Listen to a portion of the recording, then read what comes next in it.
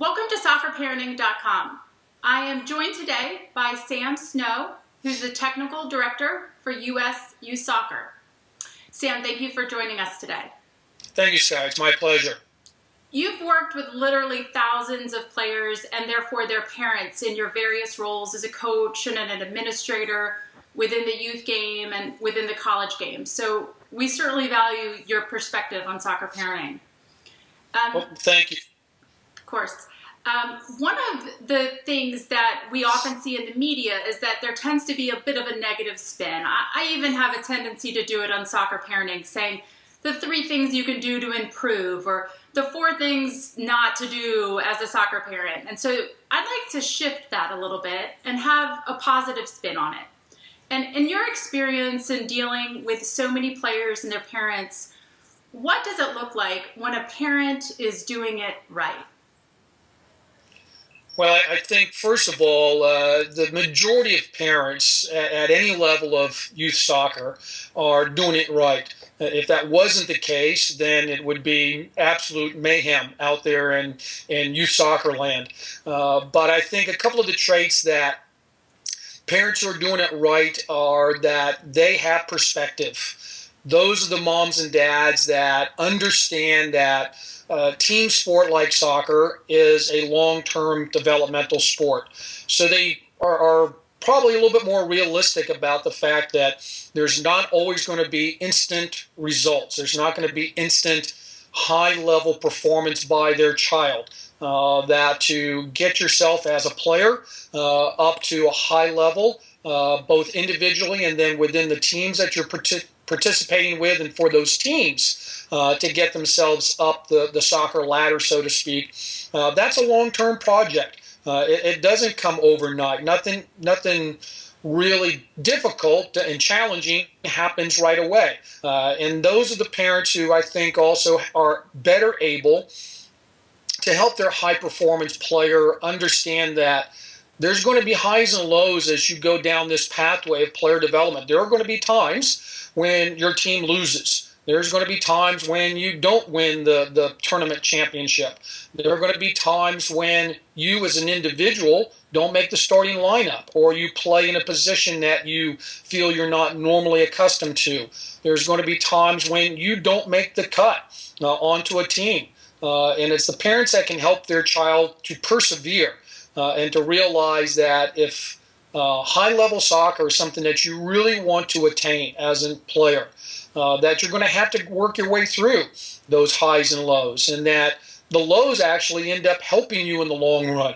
It makes you a little bit stronger as long as you're able to work your way through it. It makes you a little bit more mentally and emotionally tough to work your way through it. Hopefully provide you a little bit more drive and incentive to work your way up the soccer ladder a little bit further. So I think those parents that can help their child through all of those highs and lows, as I've been saying, along the player development pathway, also tend to be the ones who look at their kids' participation in youth soccer as being a gift from mom and dad, as opposed to an investment from mom and dad.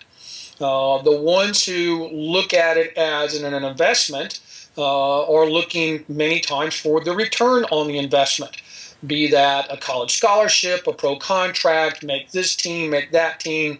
And of course, there are no guarantees that any of those things will ever happen.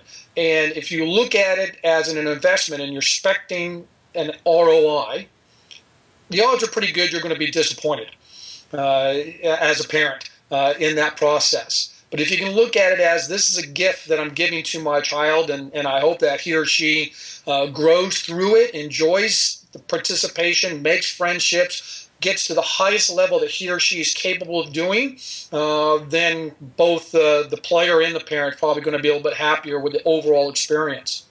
That's great. You said something there at the end that I think is key also is, the child reaching the highest level that they're capable of reaching. Sometimes I think a lot of stress happens when parents or even the child wants to perform at a level where they're not quite capable. What's your advice to parents who are struggling maybe with that type of situation? Well, I talk to parents and to players in the Olympic Development Program as one example of elite performance, high-level performance, and that your objective as a player in that program is the national teams. That's the pinnacle of the pyramid. That is at 0.1% of all the players in the country that make it onto a full national team at the senior level. Obviously, a few more make it at a youth level, the under 20s, the under 17s, this sort of thing. But even there, it's still less than 1% of the total number of registered players in the whole country. So when we talk to moms and dads about that, the reality begins to sink in that the odds are against you. It doesn't mean that you shouldn't try.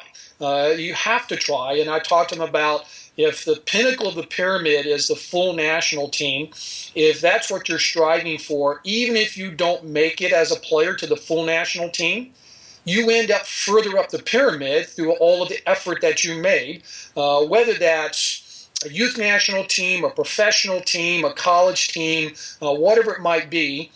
As long as you're striving for that and are able to work through those highs and lows once again, then you'll end up further up the pyramid.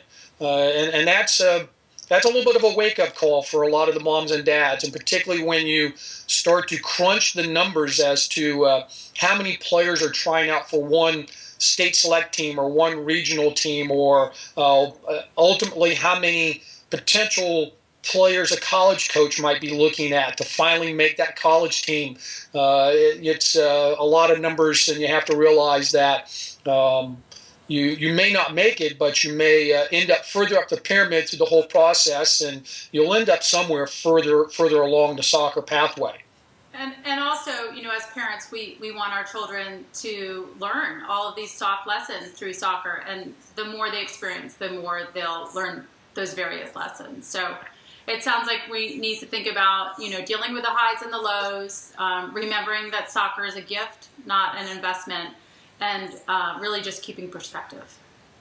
Well, there's more of this interview with Sam Snow, Technical Director for US Youth Soccer, under the interview section at soccerparenting.com. Check it out.